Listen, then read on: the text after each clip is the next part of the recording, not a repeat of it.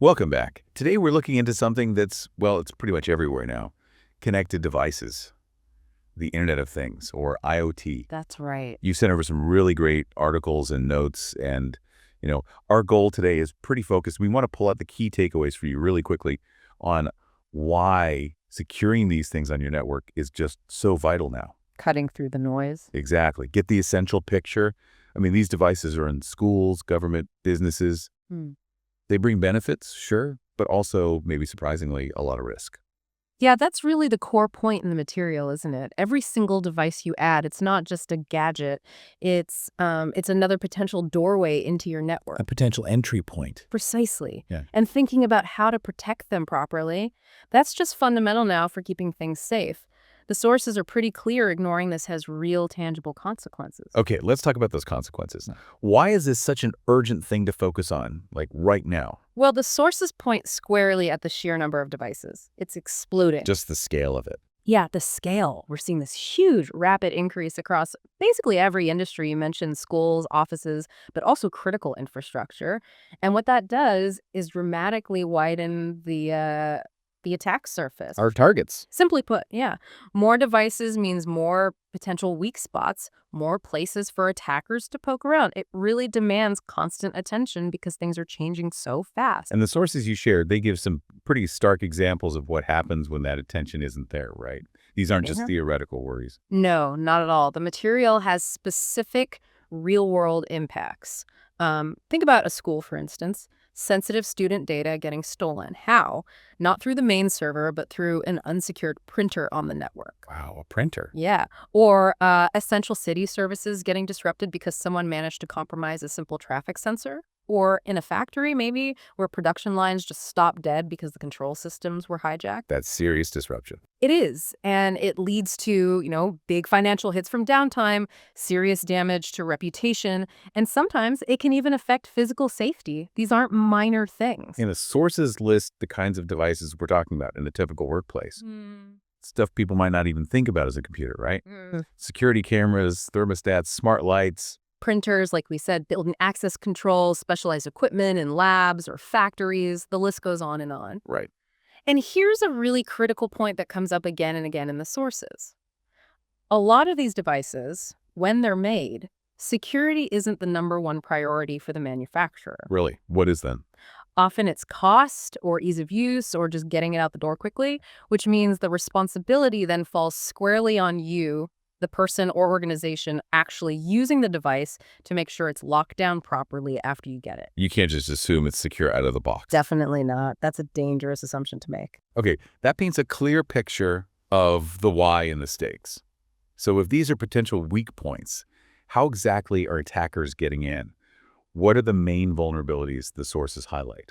The sources point to a few really common and, frankly, pretty effective ways attackers target these devices. Probably the biggest one is just weaker default passwords. But still, Yeah. after all this time, Oh, yeah. It's pervasive. So many devices ship with super simple logins, admin, password, you know the drill. Sometimes this info is even just out there online. easy pickings. Exactly. Attackers run automated scans just looking for these defaults. If you don't change them immediately, like the moment you power it on, you've left the front door wide open. And just changing it isn't enough if the new one is weak, I guess. Right. Needs to be strong, unique. That's non-negotiable right from the start. Okay, so passwords first. What's next? Next up is outdated firmware. Think of firmware as the basic operating system for the device. Got it. Like any software, it can have bugs, security holes. Manufacturers find these and release fixes, patches. But actually getting those patches onto potentially hundreds or thousands of devices, That sounds like a nightmare. it's a huge challenge. Many devices aren't built for easy updates, and often organizations just don't have a good process for it. So you end up with tons of unpatched devices out there. Which are vulnerable to known attacks. Precisely. Attackers love known vulnerabilities because they can automate exploiting them. It's an easy win for them. Okay, so defaults and outdated software. Anything else major? Yes, unencrypted communications. This is a big one too. Some devices just send data back and forth across the network or even the internet, completely in the clear. Not scrambled at all. So anyone listening in could see it. Potentially, yeah. If they're on the network, this could be passwords being sent or operational data, sensitive stuff. And it's not just data in transit. Data stored on the device itself at rest might also lack encryption. So someone steals the device. They might be able to just pull the data right off it. The sources really stress using strong encryption like TLS for communications and making sure data is encrypted wherever it's stored. Makes sense. What else? The last main area is risky remote access. Being able to manage devices remotely is convenient, no doubt. Sure. But if those remote connections aren't properly secured, they become a constant potential risk. Maybe the device uses old insecure methods or has ports open that shouldn't be. Like Kelnet or something. Exactly, things like that. The advice from the sources is pretty clear.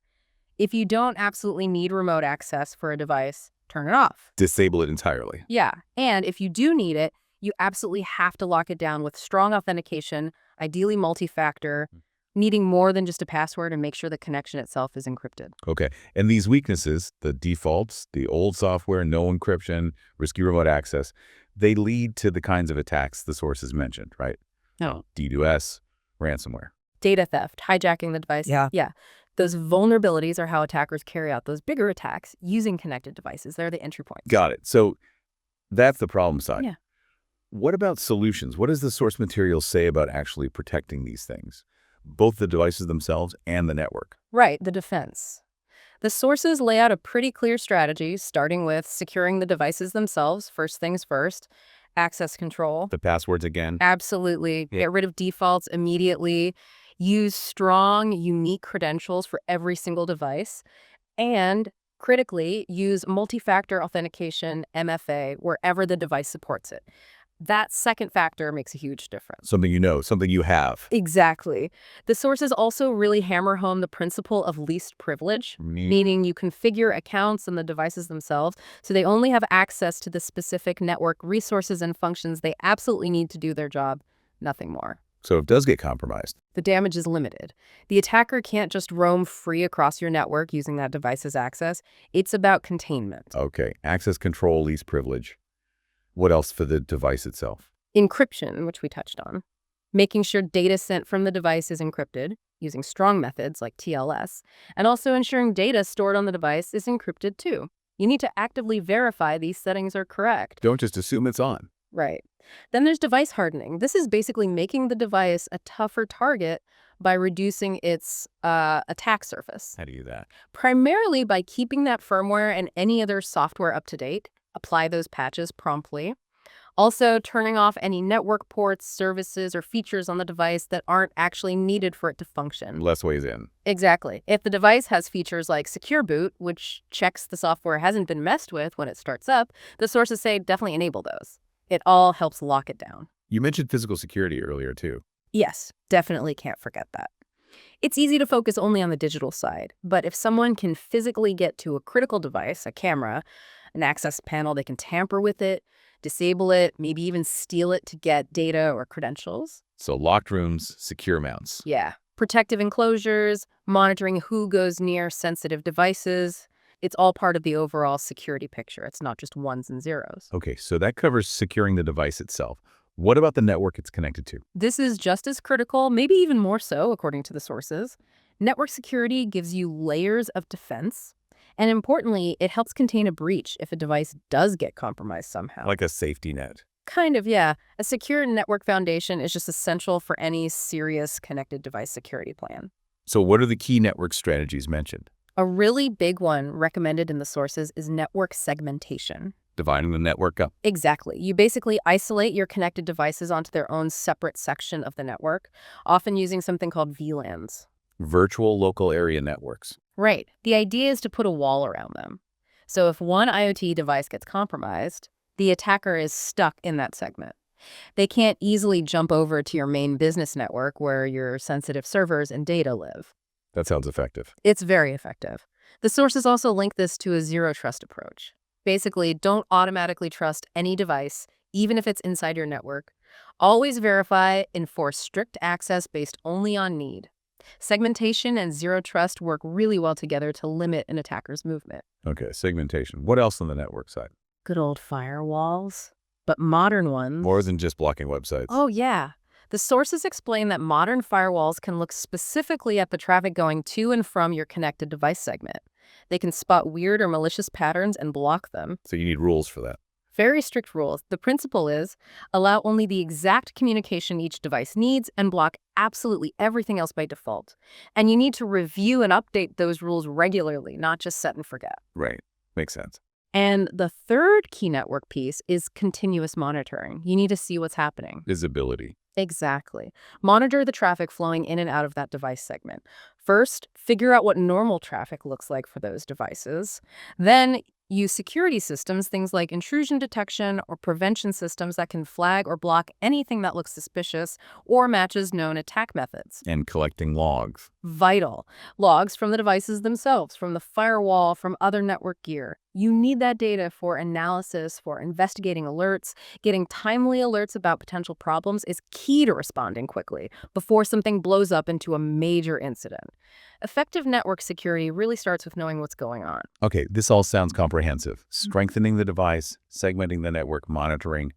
But it also sounds like a lot of upfront work. What about keeping it going? Security isn't a one-shot deal, right? Absolutely not. You've hit on a crucial point the sources emphasize. It's an ongoing process, an operational commitment. Just setting it up isn't the end of the story. You need sustained effort, clear processes, and a solid framework to keep it effective long term. So what does that ongoing management look like, according to the sources? Well, the absolute foundation is knowing what you have. You need a comprehensive, accurate inventory of every single connected device on your network. You can't protect what you don't know about. Precisely. This inventory needs details. Okay. Type, model, firmware version, where it is, what it does. For large environments, automated tools are pretty much essential for this. This list is the bedrock for everything else: patching, scanning, responding if something goes wrong. Okay, inventory first. Then what? The sources talk about using centralized management tools, platforms that let you see the status, push updates or configuration changes, and monitor alerts for lots of devices all from one place. That can really simplify things. Instead of logging into each one individually. Exactly. And for organizations that maybe don't have deep security expertise in-house, the sources mention using managed security service providers, MSSPs. Outsourcing the security management. Some aspects of it, yeah. They can specialize in connected device security, handle monitoring, response, making sure policies are applied consistently. The sources mention turnkey technologies, TTI, as one example of a provider that helps organizations with setting up networks, firewalls, doing assessments. Gotcha. Makes sense for some places. Another key thing for ongoing management is automation. Automate wherever you reasonably can. Why is that? Efficiency and consistency. Automate vulnerability scanning. Automate firmware patching once the patches are tested. Use tools to automatically enforce security settings. It reduces the manual grind for security teams and cuts down on human error for those routine tasks. Okay, automate the routine stuff. What about checking if it's all actually working? That's where regular audits and penetration testing come in, as highlighted in the sources. Audits are like internal checkups. Are we following our own policies? Are the configurations correct? And penetration testing. That's usually bringing in outside experts to actively try and break into your connected device setup, simulating what real attackers would do. It's invaluable for finding real-world weaknesses you might have missed. Find the holes before the bad guys do. Exactly. The findings help you strengthen your defenses based on realistic tests. One last piece. Yeah, and it's a huge one. The human factor. We're people. Training. Regular practical training. Making staff aware of the risks these devices bring and how to use them safely. But it's also about clear policies. Documented rules for how you buy devices, how they get set up securely, how they're used, and crucially, how they're retired. Retired. Like getting rid of old ones. Yes, you need a process for securely wiping data off old devices and making sure their network access is fully removed. You don't want old, forgotten devices still lingering as potential entry points. Informed staff and clear guidelines are just essential. Security involves everyone. It really sounds like a continuous cycle. It absolutely is. Securing these devices isn't a project with an end date. New threats pop up, new devices get added. It needs ongoing attention, regular checks, and being ready to adapt your strategy. The sources, again mentioning TTI, point out they help organizations implement these ongoing strategies, covering network setup, firewalls, and assessments. So we've journeyed from understanding this expanding landscape of connected devices and the serious risks they pose through specific ways to protect the devices and the network, and landed on the need for constant vigilance and management. That sums it up well. It's a layered approach. Okay, before we wrap up, based on the sources, what's one final thought for our listener to chew on? Maybe think about that chain of responsibility the sources hint at. Mm. From the manufacturer deciding maybe to save costs on security features, to the IT team setting things up, to the person actually using the device day to day. Who's really accountable at each step for making sure that device doesn't become a problem? It's not always a simple answer. That's a really interesting point to ponder, the shared, sometimes unclear lines of responsibility. Thanks for bringing this topic and the source materials for us to explore today. It's clearly critical stuff.